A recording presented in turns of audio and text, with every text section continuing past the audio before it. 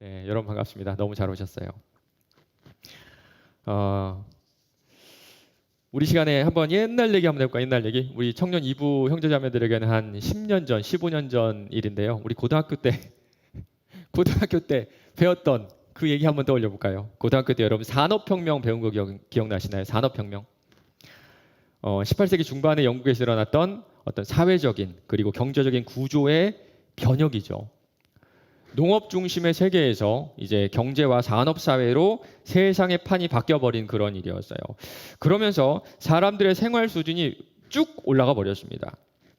이전까지는 사치품이었던 것들이 일반 용품이 되었고요. 일반 용품은 생활 필수품이 되었어요. 한 1980년대 그리고 90년대 초까지도 아마 그랬을 겁니다. 이런 말이 있었어요. 여러분 들어보셨는지 모르겠는데요. 자가용이란 말이 있어요. 자가용. 들어보셨나요? 들어보셨나요? 자가용? 네, 들어봤죠. 네, 우리 좀 나이 있는 청년들은 들어봤을 겁니다. 자가용이 무슨 뜻이냐면요, 영업용 차량이 아니라는 거예요. 영업용 차량이. 그 당시에는요, 자동차를 개인적으로, 그러니까 일반 가정에서 소유하고 있는 것이 아주 특별한 경우였기 때문에 이것은 영업용이 아니라 자가용이다 해서 자가용이라는 그런 이름을 차에다 붙였어요. 그런데 지금은 이 말이 사라져 버렸죠. 지금은 자동차는 당연히 개인의 것, 가정의 소유죠. 1차, 2차, 3차 이런 산업혁명이 일어나면서요. 사치품이었던 자동차가 일반용품이 되었고요. 일반용품이었던 세탁기, 냉장고가 생활 필수품이 되어버렸어요. 지난 100년을 돌아보면요. 정말 평범한 사람들의 생활 수준이 비교할 수 없을 정도로 많이 높아졌다는 걸 우리가 알 수가 있습니다. 우리나라만 해도요, 실제적인 궁핍은 거의 다 사라졌다고 할 수가 있어요. 물론 있습니다. 아직도 식사를 못 하시는 분들이 있는데요. 그런 분들은 아주 극소수고요. 실제적 궁핍은 다 사라졌어요. 그런데 참 아이러니하게도요, 궁핍감, 내가 좀 부족하다는 이 느낌은요, 그 당시 100년 전보다 훨씬 더 높아진 것 같습니다. 아마도 우리 여기 가운데 우리 예배 드리시는 분 가운데 외국에서 살아보신 분들은 아실 겁니다. 우리나라요 정말 잘 삽니다. 우리나라 정말 잘 사는 나라예요. 제가 찾아보니까요, 우리나라가 그 핸드폰 보급률이 100% 세계 1위. 스마트폰 보급률은 95%. 이것도 세계의 독보적인 1위더라고요. 먹을 것이 없어서 초근 목피, 풀뿌리를 캐먹고 그리고 나무 껍질을 벗겨서 먹었던 내가 고작 70년 전입니다. 70년 전. 그런데 지금 우리 세대는요. 70년 전과는 비교할 수 없을 정도의, 상상할 수 없을 정도의 풍요로움을 누리고 있는데 아이러니하게도 궁핍에 대한 두려움과 불안함은 더 크다는 겁니다. 평등해진 사회 그리고 미디어의 발달 여러 가지 이유가 있는데요. 데이빗 휴미라는 철학자는 이렇게 평가를 합니다. 질투심을 일으키는 것은 우리와 다른 사람들 사이에 커다란 불균형이 아니라 오히려 근접 상태다. 일반 병사는 상사나 상병에게 느끼는 것과 비교하면 장군에게는 질투심을 전혀 느끼지 않는다고 말할 수 있다. 여러분 가운데 내 자신을 삼성전자의 그 삼성 가문 그리고 요즘에 신흥 재벌이 된 카카오 김범수 회장 이런 분들하고 비교해가지고 나는 참 못 살아. 나는 참 경제적으로 부족해. 이런 사람들은 아마 없을 것 같아요. 언제나 우리의 비교 대상은요. 나와 근접한 사람들, 가까이 있는 그런 사람들이더라고요. 내가 비슷하다고 생각하는 그 사람들. 언젠가 제가 라디오 사연을 듣는데요. 50이 넘은 그런 아주머니의 사연이었습니다. 그런데 그 내용을 보니까 이런 내용이에요. 동창회에 갔다 오니까 우울하다는 겁니다. 동창회. 오랜만에 고등학교 동창들을 만났는데 막 자괴감이 들었다는 거예요. 그 이유를 들어보니까요. 고등학교 때는 나랑 경제 수준도 비슷했고 공부도 비슷했고 특별하게 잘난 구석이 없는 그 친구가 지금은 외제차를 끌고 와서 정말 그 막대한 부를 자랑하는데 이게 너무너무 배가 아팠다는 겁니다. 그리고 내가 초라하게 느껴져서 남편하고 집에 가서 싸웠다는 그런 사연이었어요. 좀 전에 말씀드렸듯이 이제 우리나라는요 절대적인 궁핍은 거의 다 사라진 것 같습니다. 그런데 2020년 현재 궁핍에 대한 불안함은 더 커진 것만 같아요. 절대적인 빈곤 상태 때문에 그런 게 아니라요. 누군가와의 근접 상태가 우리를 궁핍하게 만들고요. 끊임없는 열등감을 느끼게 하죠. 반대로 누군가는요, 이 근접 상태로 우월감을 느끼겠죠. 맞습니다. 우리는요, 이 사이에서 살아가는 것 같아요. 우월감과 열등감. 우월감과 열등감. 남들과의 비교 속에서 내 자신의 의미를 찾고 내 자신의 모습을 결정합니다. 상황의 문제는 아닌 것 같아요. 환경의 문제도 아닌 것 같습니다. 남들의 시선과 나를 바라보는 내 시선, 남을 바라보는 내 시선이 내 자신을 교만하게 하거나 비참하게 하는 거예요. 모두가 이렇게 살아가는 우리에게 오늘 말씀에서 바울은요, 전혀 다른 시각을 제시해 줍니다. 우리의 인생은 원래부터 그럴 필요가 없다는 그런 얘기예요.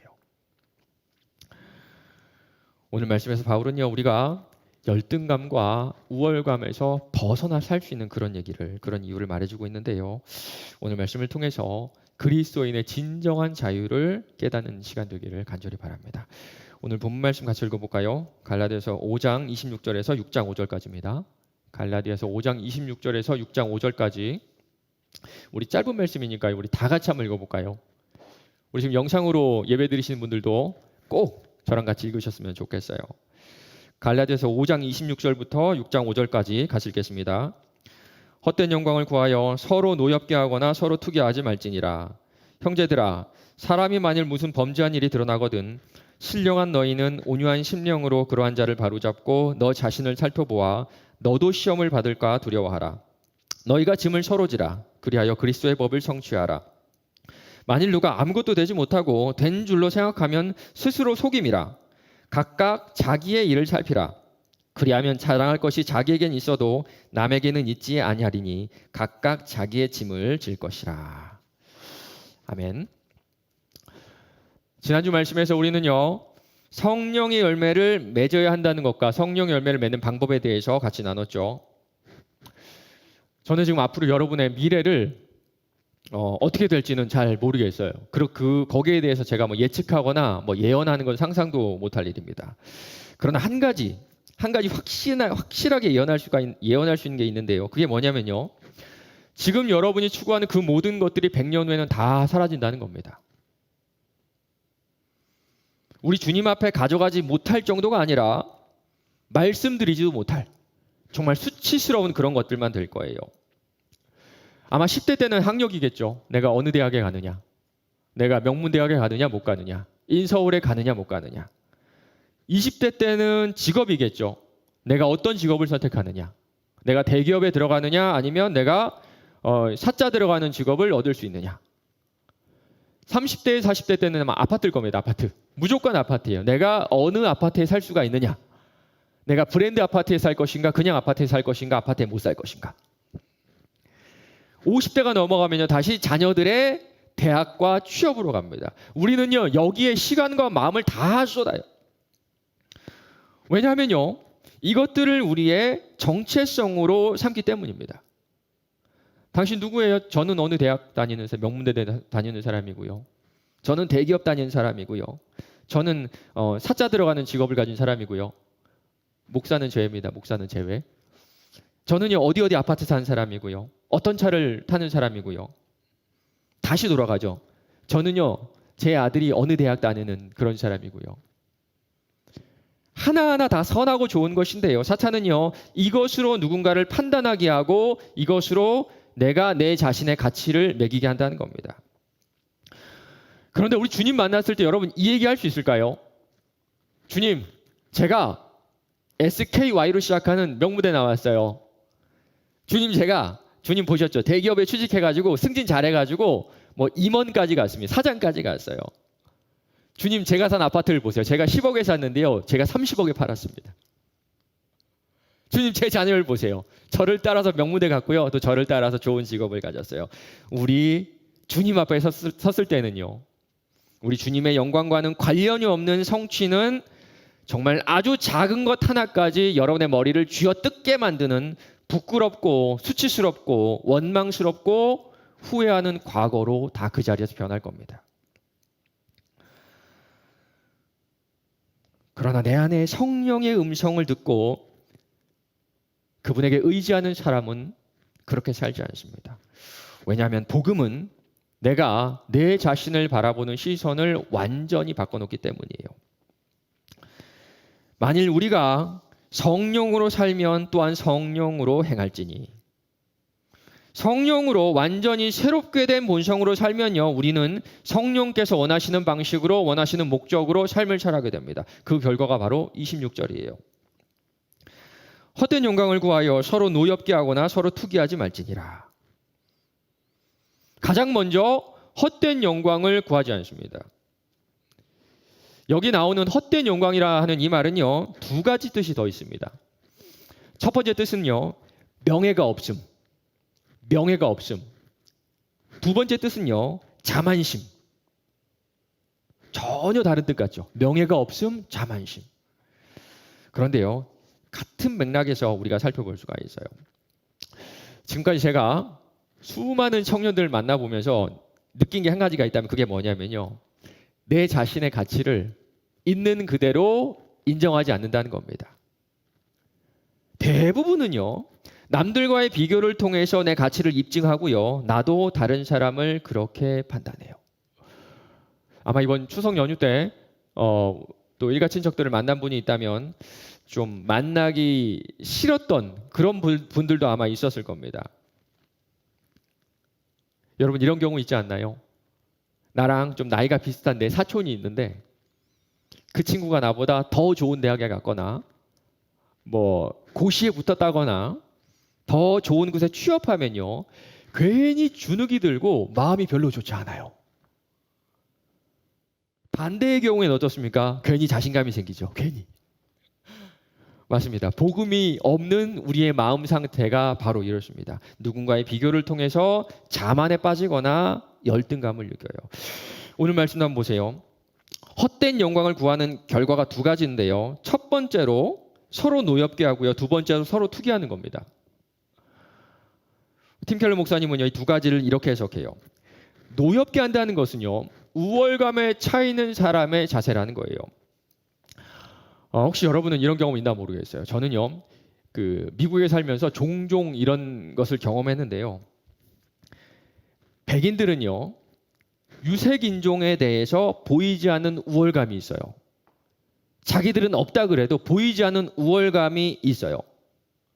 말은 정말 나이스하게 하는데요, 가끔씩은 저를 깔보고 있다는 그런 느낌을 지울 수가 없을 때가 있었습니다. 그때마다 얼마나 화가 나는지 몰라요. 자기들이 뭔데? 자기들이 뭔데? 맞습니다. 노엽게 한다는 거는요, 우월감에서 비롯된 자만심이에요. 반대로 투기는요, 이런 뜻입니다. 남의 정당한 소유를 탐내거나 남에게 그게 없기를 바라는 마음. 우리나라 속담에 딱 맞는 게 있죠. 여러분 뭔지 아시죠? 사촌이 땅을 사면 배가 아프다. 나도 그 땅이 있었으면 좋겠다라는 마음이 들긴 하는데요, 그 땅이 나에게 있는 것은 좀 비현실적이고요, 현실적이고요, 내 사촌이 그 땅을 잃었으면 하는 것이 솔직한 우리들의 마음일 겁니다. 맞아요. 투기는요, 열등감에 빠진 사람의 자세예요. 지금 바울은요, 우월감도 열등감도 헛된 영광이다 이렇게 얘기하고 있는 거예요. 우월감에 젖은 사람과 열등감에 찌든 사람은 양쪽 다 남을 이기고 능가하여 정체감을 얻으려 한다. 양쪽 다 교만하게 우위를 점하려 한다. 정말 부끄러운 우리의 속마음이 다 드러나는 것 같지 않으세요? 솔직히 나랑 근접 상태에 있는 사람이, 나랑 가까이 있는 사람이 잘 되는 게 편치 않아요. 좋지 않아. 마음껏 축복해도 모자른데 내 마음속에는 축복이 아니라 저주하는 마음이 스물스물 올라옵니다. 잘 안 됐으면 좋겠다. 나보다는 잘 안 됐으면 좋겠어. 반대로 나랑 근접 상태에 있는 사람보다는 잘 되고 싶고요, 계획대로 잘 되잖아요. 그러면 이 자만심이 주체하지 못하고 어떻게 하든지 자랑을 해야 마음이 풀려요. 여러분도 경험했을 겁니다. 은근히 자랑하는 사람들. 은근히 자랑이에요. 그러다 보니까요, 우리는요, 삶의 어떤 부분에서는 누군가를 노엽게 하고요, 동시에 다른 부분에서는 투기해요. 우월감과 열등감 사이를 널뛰기 하듯이 반복하는 것이 우리의 인생 같습니다. 이 두 가지를요, 한 단어로 정리하면 저는 이기심이라고 합니다. 이기심. 맞습니다. 우리는 정말 이기적이고요. 이 이기적인 관계들은 이기심은요, 우리의 관계들을 다 파괴시켜요. 다. 이 파괴된 관계를 멀리서 찾을 것도 없습니다. 우리 청년부 공동체만 봐도 저는 쉽게 볼 수가 있어요. 교회는요, 그리스도를 머리로 한 한 몸, 한 공동체라고 하는데 여러분을 보면요, 각 지체 사이에 벽이 있는 것 같아요.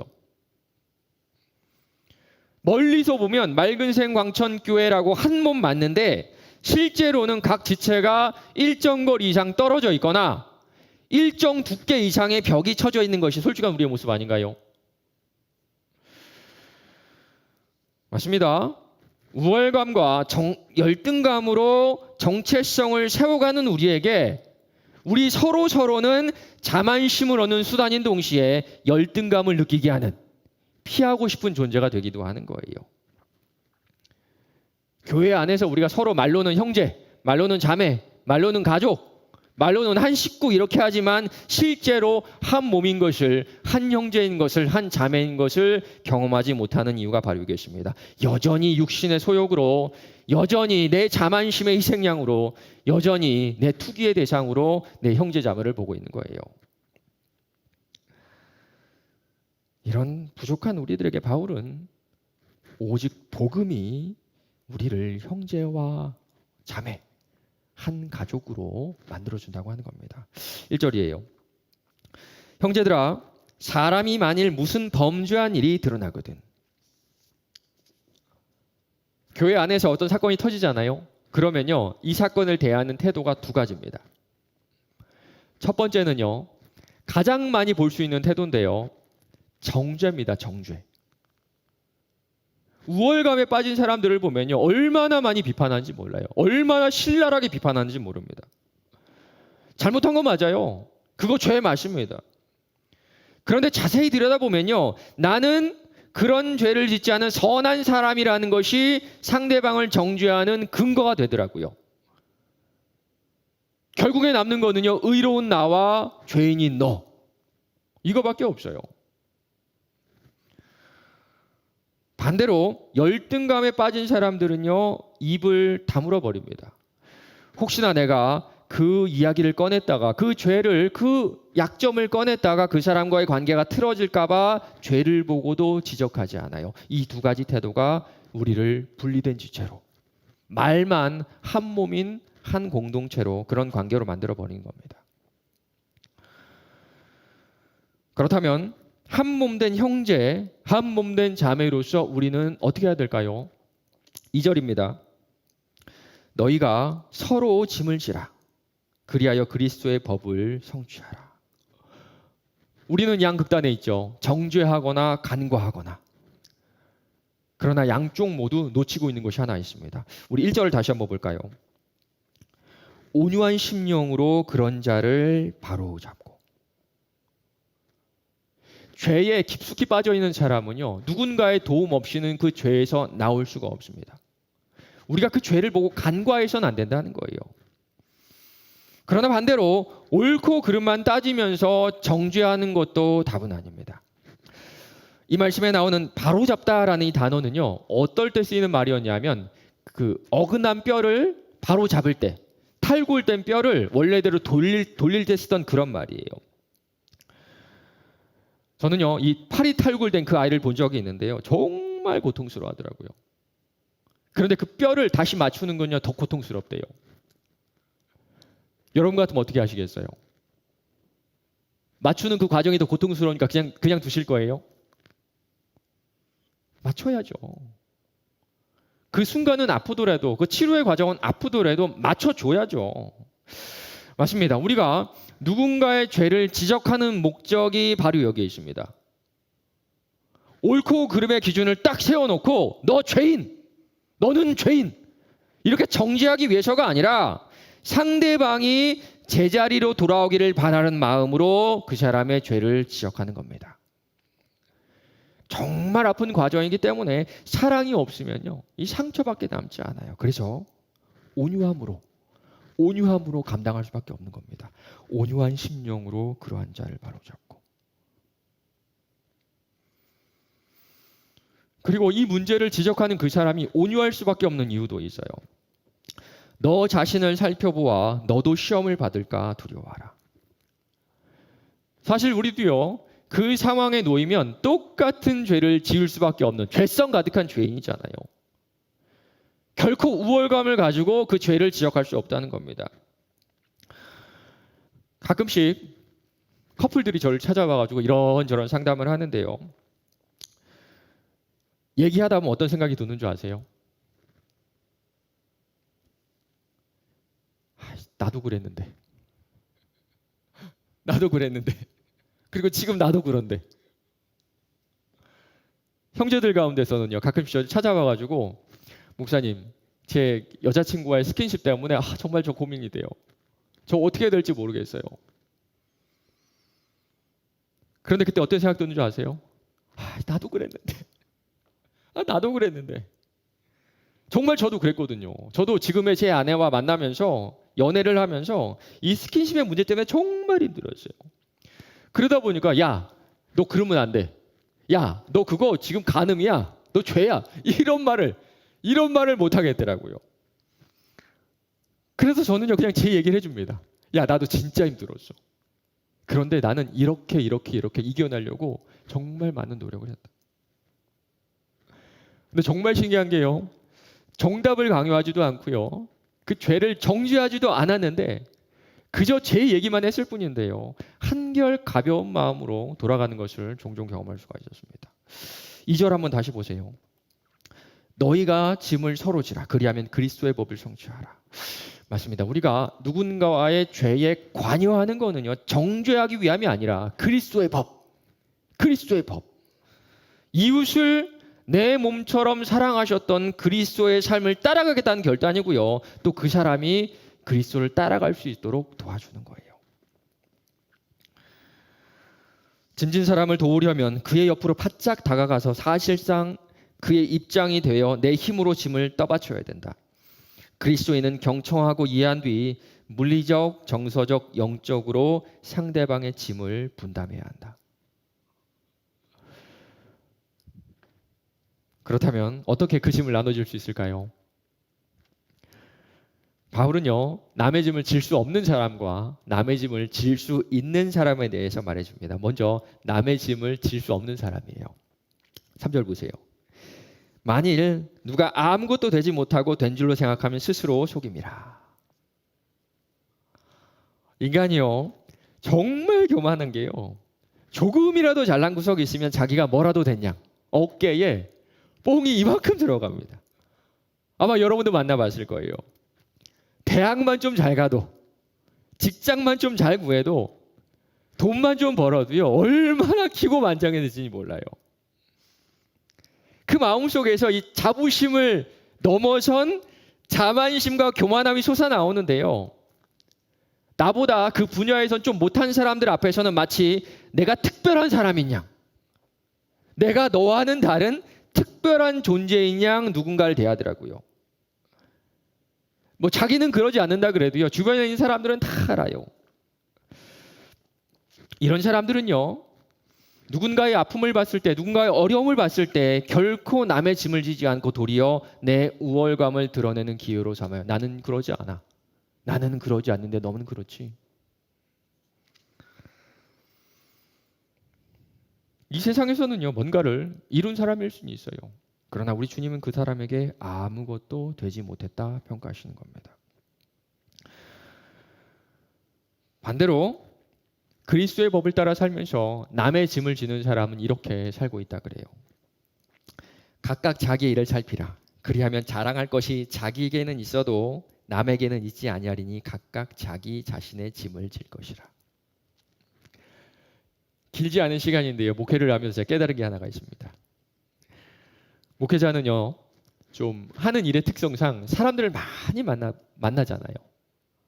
많이 만나다 보니까 깨달은 사실이 하나가 있습니다. 그게 뭐냐면요, 하나님께서는요, 각 사람에게 완전히 다른 각각의 인생을 주신다는 거예요.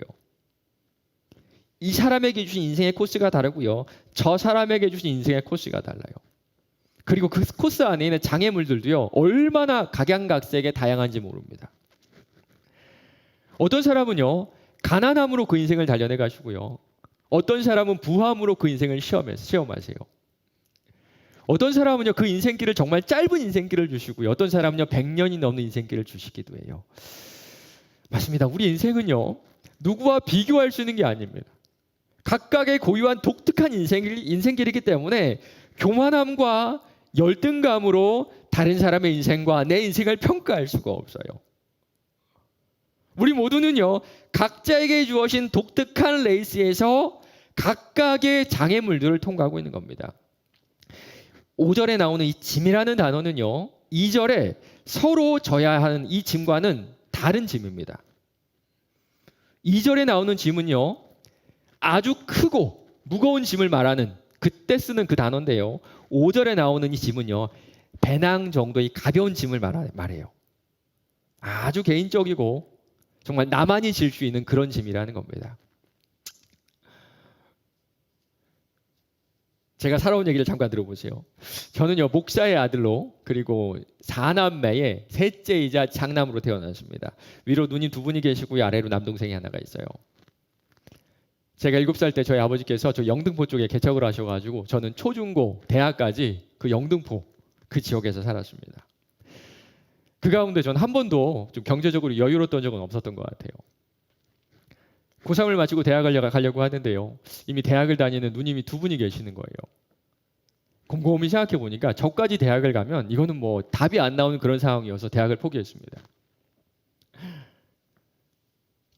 1년 후에 뭐 여차저차한 그런 사정이 있어서 신학과에 진학했는데요. 그때 전 예수 믿지 않았습니다.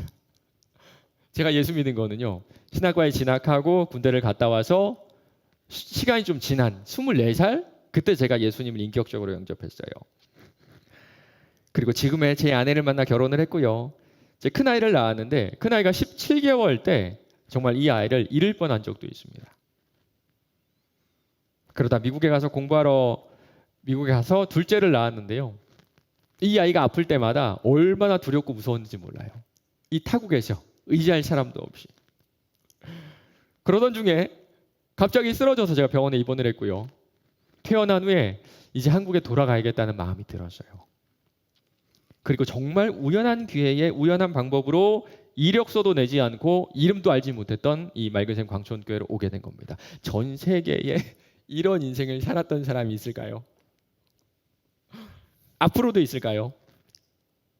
제가 확신하건대 이렇게 살아온 사람은 저밖에 없을 겁니다.